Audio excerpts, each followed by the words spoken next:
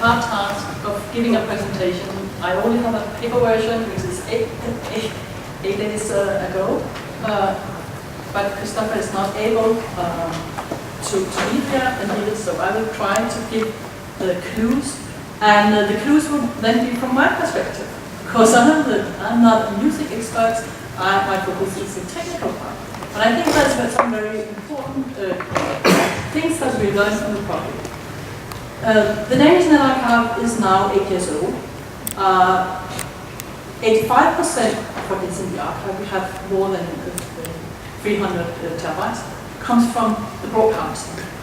And we have quality control on the selected one, manual quality control, we have on the event-based, but we have not had resources to put any quality control onto the broadcast. And that's a problem because at the end of last year we have only had 15 users in the archive, which means that it's basically a dark archive. So what was the quality of all the data we got? That was the main issue. So I got my director to actually put up a research project. It shouldn't be in the media because we have a lot of attention to the archive from media persons who were researching media. So we took it from our music department. We took 2 researchers and we put up and we said to them, you have to be very, very sharp on the theme. It has to be a proper music research project. We must not cheat in any way. And you should be very strict about how you do it, because you should be able to defend it publicly and publish on it as a music research project. But we give you another task, and this is why we pay for your time. You have to use the archive as well. You have to evaluate the web archive to see if the things that you really want to be there is there or not. And what your challenges is using the archive. So in one way they were on our side, and the other way they were not. And they gave us a very hard time over the winter. And it has also affected the way that we repass the program now. They chose this singer-songwriter, which is called name is Sysbjerg, which I have to tell you, you probably never heard about, but she's very big in Denmark. When she came through, and she came through in 2008, everybody heard her song. You know, it was really so it also took a lot of head groups with her because it was very massive. But they chose her because she was big and important, but also because she was the one who used the internet as a wheel for her career.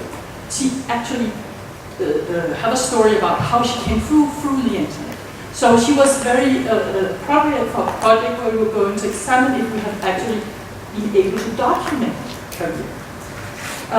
And she started out in 2008, and the archive is from 2005. So, so this was what it was about. Christopher and Henrik had 4 focus areas.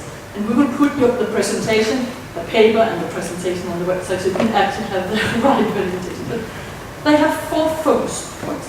Her initial success and the first album she made, which was called Do It Yourself, where her distributor and herself tried to promote that she was a do-it-yourself girl.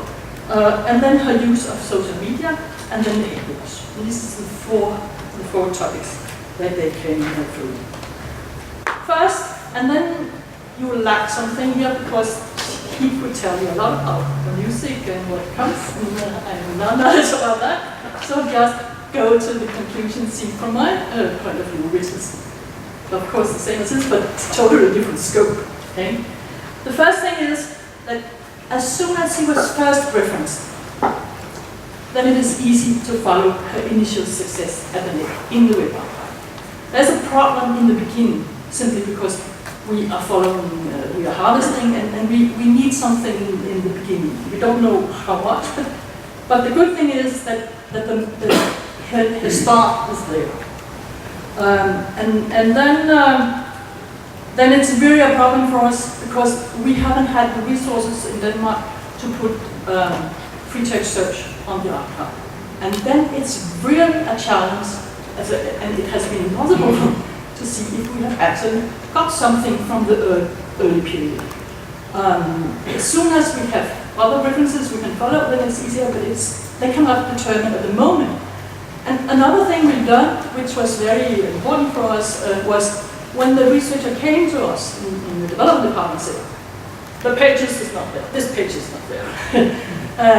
It was actually a huge task to find out if it was real that it was not there. We realized very on our own skin at that time that it's a deep software stack and things can get lost in each layer. And sometimes it was at the core layers, but most of the time it was not. It was maybe in the indexing or in the ability to show the page to you. So it could disappear in a lot of the layers. So, but we don't know that, and it was very important that they couldn't come. The next thing was do it yourself, this image of her. The good thing here is that because of the selective harvesting, where we harvest very effectively on the media, we actually have all this about the help. But we don't have it from the broad harvesting, we have it from the selective harvesting. Because she was such a big name, she was mentioned all the time, and therefore we covered it. I don't know what had happened if they had chosen a less prominent person. We maybe had come to another conclusion. But what they realized was that being able to navigate the archive, they depended deeply on two things. The existing Google search as what is still on the net, and a newspaper archive, a proper newspaper archive taking all the Danish newspapers. They had to search very hard there and then go and check in the archive to see where can it be and so on. And that was a very important knowledge for us to know. The next thing was her use of social media. She really used social media. Different places, and the good thing is that we have some of her pages. The bad thing is we lack a lot of the comments on the social media. And why is that important? It is totally crucial, important for her, because her creativity process. She was part of the debate, so she actually wrote her songs and discussed them, and they had the whole process going on in the comments. So that we don't have the comments actually means that we have lost the description of how she actually evolved the songs. The hate groups, we don't know. They are probably there, but we don't know because we are not able to search. Because we don't know exactly where to actually start from anyone, because we cannot start with her pages because she doesn't link to her pages. So there's simply something there. So also, of course, the lack of streaming seems to be was a problem. But the one thing that we really learned is also that even if we are an archive that disrespect forward.txt, a lot of web pages still have blanks, as it would be if you respect it, where you maybe don't get the images or whatever. We still have a lot of this, and that was an eye-opener, which means that really now QA we really have to move on the QA front and see what we can do. I have been about navigating other ways than way back is a mandatory. We have to find other ways to navigate, and we have to do them. And there's another, Christopher has, he says, foreign domains. We really have our archive to focus on finding material which is outside of the EU. It is so crucial to us because it's so crucial to so many of the research projects that is relevant for Danish. And what they also came up with saying, there's a problem actually saying, you used hearing tricks the whole time. You have the same problems all in your whole archive. We really want you to use different tools, make harvesting using different tools and put it into the same archive. because you miss the same sort of product as of material. If you had used two tools, maybe it's a bit different. And this is also something that we will. So there's still, I mean, the project is not ended, but we still have, we have had a lot of discussion at home, and we have actually done something already, because we have had a lot of debate during the winter. One thing is that the Royal Library applied for a research project addressing how to find web pages outside the UK to be archived in the Danish web archive. We want to evaluate different ways of doing it, see which fits best to Danish. The other thing is that we have actually changed in our staff for the collection department. We have hired a curator with more technical insight, which has a technical background. And this is done to be able to make more experience while recording.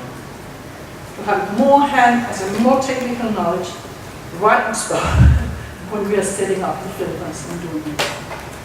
And so then we'll see how this goes. And it's very important in his instruction, we started 2 weeks ago. His instruction is that he is going to fight for the collection. And the developers, they always fight for the tools, but he's going to fight for the collection. And then we will see how this will go on in the future. We have still very much focused on adding free text search as an important service in the archive. We cannot even do our own work now if we don't have free text search. We have still a lot of focus on archiving and Q&A and how to get access to social media pages. It is so crucial to Danish knowledge now that we really have to have focus on it, even if it's outside of the UK.